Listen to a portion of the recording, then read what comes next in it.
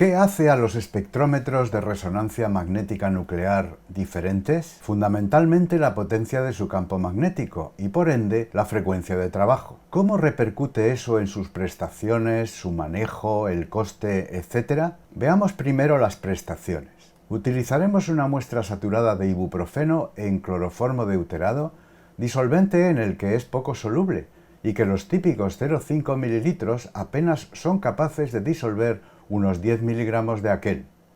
Comparemos en primer lugar los espectros de protón que han sido registrados en dos espectrómetros superconductores de alto campo y frecuencias de trabajo elevadas de 500 y 300 MHz, así como en varios de bajo campo, de imán permanente, desde 43 a 80 MHz, que se pueden tener en una simple mesa, eso sí, resistente a unos 80 kilos de peso.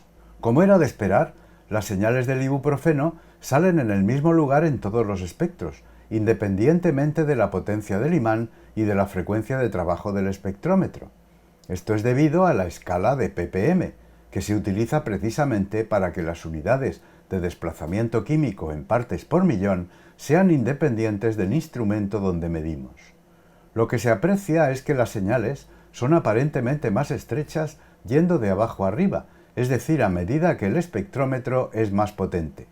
Digo aparentemente, porque si medimos en hercios la anchura de una señal a la mitad de la altura, es similar en los 5 espectros.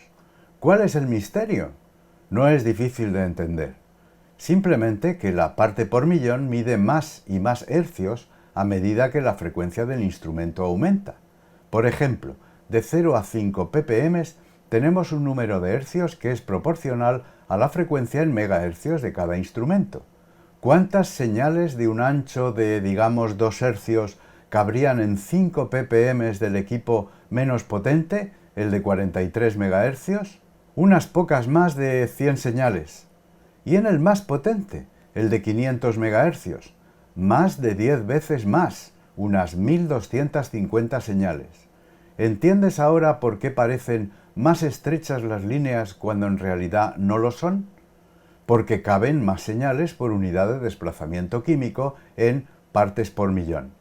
Coloquialmente acabamos por decir que cuanto más potente es el imán de un equipo de RMN, mejor resolución tiene, aunque no se deba a que las señales sean más o menos estrechas, sino a que caben más en el espectro.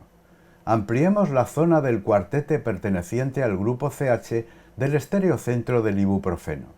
Observa que la distancia media en hercios entre las 4 líneas es exactamente la misma, lo que nos indica que las constantes de acoplamiento no dependen de la potencia del imán y por tanto de la frecuencia de trabajo del instrumento. Ampliemos ahora la zona del multiplete perteneciente al grupo CH del isopropilo, que es un nonaplete, con un ancho aproximado de 8 separaciones de 7 hercios, es decir, unos 56 hercios. En los espectrómetros potentes se puede ver con claridad esta señal bien separada de las vecinas, e incluso las líneas extremas son visibles ampliando el espectro verticalmente. Sin embargo, en los espectrómetros que trabajan a frecuencias más bajas, los 56 hercios de anchura de esta señal abarcan demasiado y se superpone con las vecinas, incluso en el de 80 MHz, aunque en este aún se puede adivinar la señal extrema por la izquierda. En resumen, cuanto más potente el campo magnético, mayor la frecuencia de trabajo y más hercios hay por parte por millón para las señales, lo que se traduce en una probabilidad menor de solapamientos.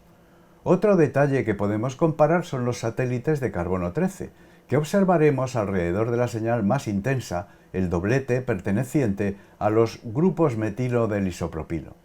Este ejercicio nos puede servir para evaluar la capacidad de los espectrómetros para mostrar señales muy poco intensas en presencia de otras mucho más intensas. Recordemos que los satélites de carbono 13 aparecen en los espectros de protón como consecuencia del acoplamiento directo protón-carbono 13 que se da en el 1,1% de las moléculas que poseen este isótopo. Dada la baja abundancia natural del carbono 13, cada uno de los satélites a derecha e izquierda de las señales principales deben tener una integral de tan solo 0,55% respecto de su señal madre. La constante directa protón-carbono 13 es muy grande, se puede medir bien en los espectros potentes y vale en este caso casi 125 Hz. Como las constantes de acoplamiento no dependen de la frecuencia de trabajo del instrumento y por ende de la fortaleza del campo magnético, sabemos dónde tienen que aparecer respecto del doblete principal.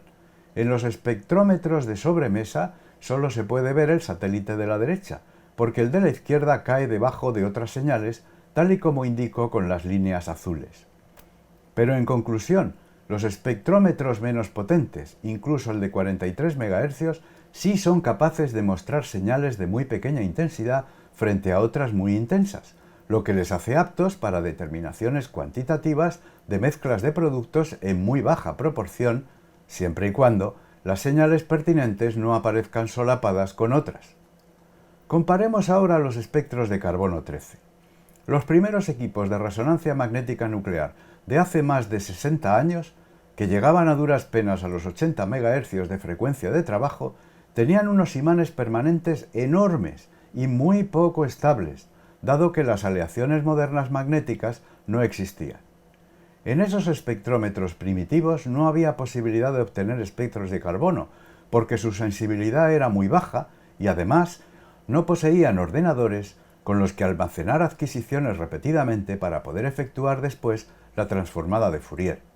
De hecho, los espectros de protón se obtenían mediante la técnica denominada de onda continua, es decir, la señal se recibía de una sola vez a medida que los núcleos se iban excitando con la radiofrecuencia. Sin embargo, hoy en día incluso los espectrómetros de sobremesa menos potentes son capaces de ofrecer espectros de carbono 13 de excepcional calidad, de nuestra muestra de ibuprofeno, en tiempos de adquisición razonables, incluso de tan solo unos 20 minutos. Fíjate que, por mera casualidad, el grupo CH2 y el CH del estereocentro del ibuprofeno tienen prácticamente el mismo desplazamiento. Observa que el equipo de 80 MHz ya es capaz de resolver ambas señales, aunque en el límite. Además, al existir un estereocentro en la molécula, los grupos metilo del isopropilo son diastereotópicos y podría ocurrir que sus desplazamientos fueran diferentes, aunque muy próximos. En este caso, solo los equipos potentes son capaces de resolver una diferencia de desplazamiento entre los carbonos diastereotópicos, que es minúscula y solo visible después de efectuar una fuerte apodización del espectro, con funciones matemáticas exponencial y gaussiana. Otro detalle importante es que los equipos de bajo campo magnético modernos poseen toda la electrónica y la estabilidad necesarias para registrar espectros bidimensionales de cualquier tipo, incluso durante tiempos de adquisición muy largos, como por ejemplo esta correlación HMBC protón-carbono a más de un enlace. Es realmente alucinante que hasta en el espectrómetro de 43 MHz se obtienen todas las correlaciones esperadas y todas las señales de protón y carbono aparecen bien resueltas después de varias horas de adquisición nocturna. Por ejemplo, los carbonos cuaternarios del anillo aromático se correlacionan a dos enlaces con los protones en orto y permiten detectar la diferencia de desplazamiento químico de las dos parejas de protones que en el espectro monodimensional de 43 MHz no se veía, aunque sí en los de 80 MHz para arriba. Otro ejemplo espectacular es la correlación Cauchy entre los protones acoplados, donde la señal fuera de la diagonal de la correlación entre los metilos del isopropilo y su CH permite ver las 9 líneas de este último, evitando la superposición de señales que inevitablemente ocurría en el espectro monodimensional. Está claro que es más fácil deducir información estructural cuanto más alto es el campo y la frecuencia de trabajo, porque tenemos más sitio o más hercios por parte por millón para ver señales. Sin embargo, y siguiendo con otro aspecto de la comparación de los espectrómetros, los de sobremesa de bajo campo son mucho más baratos e infinitamente más fáciles de instalar. En lo que se refiere al precio, el mercado está aproximadamente a 1.000 euros por megahercio, es decir, empezaríamos por unos 40.000 euros en el de 43 MHz hasta el medio millón largo de euros que costaría el de 500 MHz. Además, recuerda que los arrollamientos metálicos que producen el campo en los imanes superconductores tienen que estar sumergidos en varias decenas de litros de helio líquido, difícil de manejar y muy costoso, que hay que reponer periódicamente, así como varias decenas de litros de nitrógeno líquido correspondiente, mucho menos caro, pero también engorroso de utilizar.